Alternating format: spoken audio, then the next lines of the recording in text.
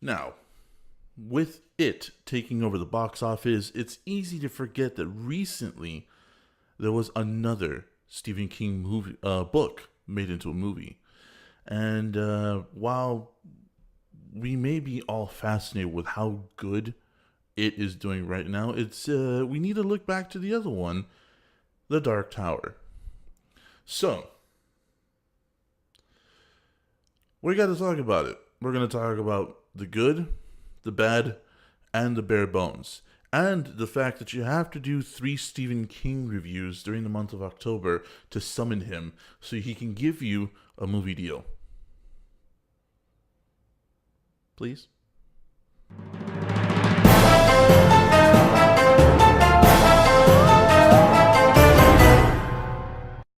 So, let's get into the good. Some of the fight scenes were really cool, really stylized, and actually really fucking well choreographed. There is some good content working its way through the fight and through the scenery and through the way it's told and the choreography itself that I cannot sit here and say, oh, well, it was just another dumb shoot 'em up. No, it was really well done, and I commend him for that.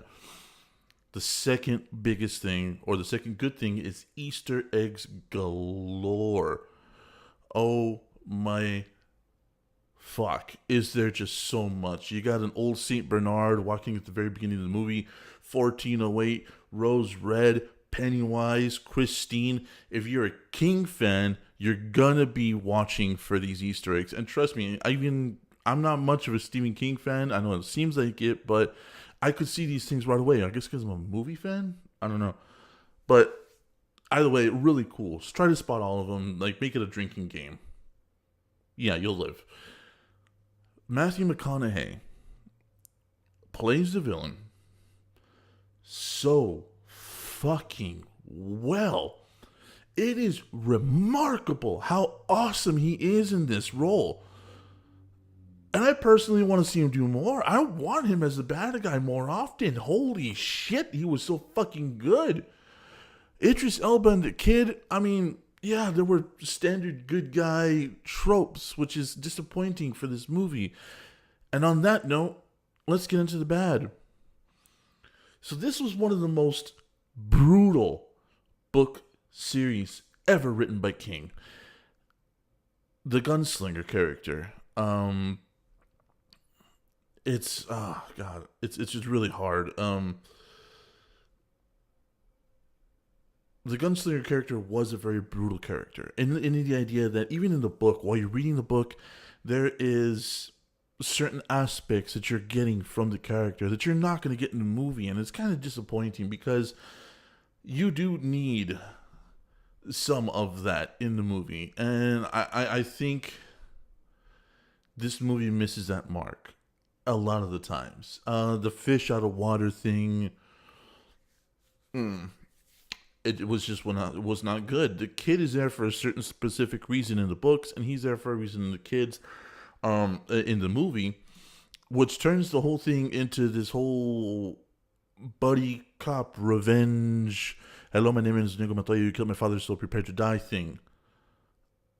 And in the end, kind of sucked the energy of what the book is out of the movie. In a very weird way, because I can't say specifically what that was, but I can say that it is there. Now, I know the medium is film, and so it's show me, don't tell me. But there is so little explained in this movie that it's nearly painful to watch. Considering The Dark Tower is actually not the first book, but several books in, you are lacking a shit ton of information. So just walking into this movie and they're just throwing stuff at you like, oh yeah, here, have this exists now. You're not gonna get an explanation for it, but it exists and it's a thing. I get it. And I've yelled at movies like that before. Show me, don't tell me. But this is not a standard movie. This is a King film. So you're gonna have to explain something. Anything would have been fucking welcomed. But I mean, whatever. I mean, honestly, we're moving on from that point. I'll get back to that during the wrap up. But the last bad point of all of this is that it suffers from the Luke Skywalker syndrome, or the Chosen One syndrome. I mean, at least in the Matrix, Neo had to go through some suffering before he figured out what the fuck he could do. But this shit is the Luke Skywalker syndrome.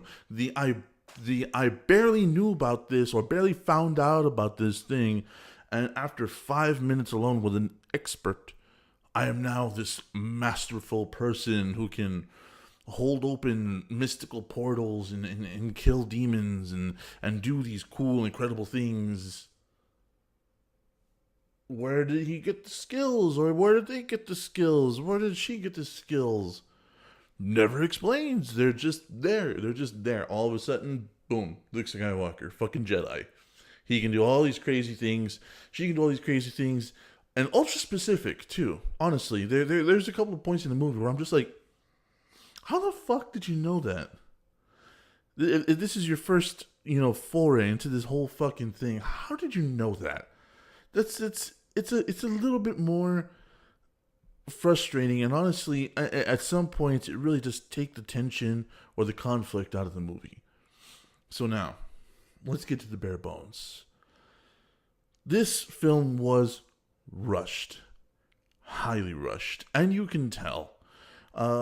Idris Elba does his best because honestly, he's an amazing actor, but he's doing his best with I guess, somebody just kind of shoving him out the door to just go do this project. It's a Stephen King movie. You're already famous. I mean, you got Pacific Rim, homie. I don't know why did you have to rush this one out? I know there's directors and producers, but as an actor, you could have said, hey, this is the way my role's going to be represented. I kind of want to have a say in the final product. And so the whole product feels rushed. And in fact, there was even an Instagram ad for it, people walking in the snow, showing the Man in Black, Matthew McConaughey. And I was like, where the fuck is this scene in the movie? I saw the fucking movie. Where is this scene? That would have been cool. Specifically, really cool. I can't say specifically why because it's a spoiler and I don't do spoilers. The brutality in this movie was missing, and it is missed.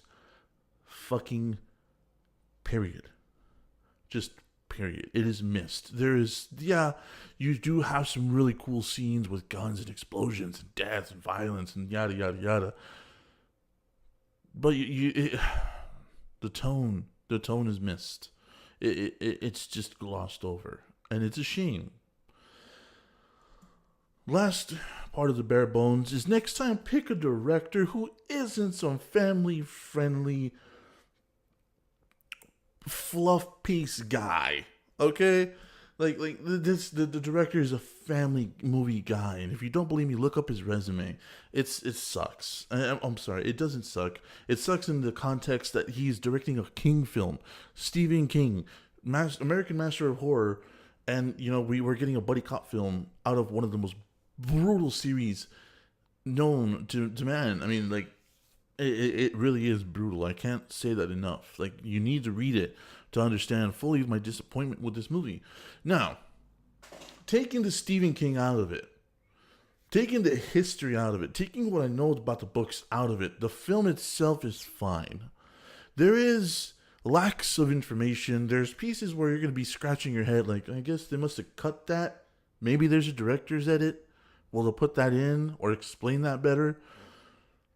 But, and I don't want to do this, but I'm going to have to. Stick with it as your King standard. I really wanted to like this movie. And do I recommend it? I mean, I can't in good conscience say yes. I can't say spend money on this movie. If this is streaming on Netflix, yeah, okay, throw it on. But don't spend money on this. Don't rent it. Don't buy a DVD or a Blu-ray for it. This is for somebody who's known the books and knows the writer. This is a big disappointment. And for somebody who doesn't, it's an okay movie at best. But okay doesn't cut it, because once you put Stephen King back into it, and so on, so on, and so on, and so on, and so on, there's a standard to be met. Anyways, folks, thanks for watching.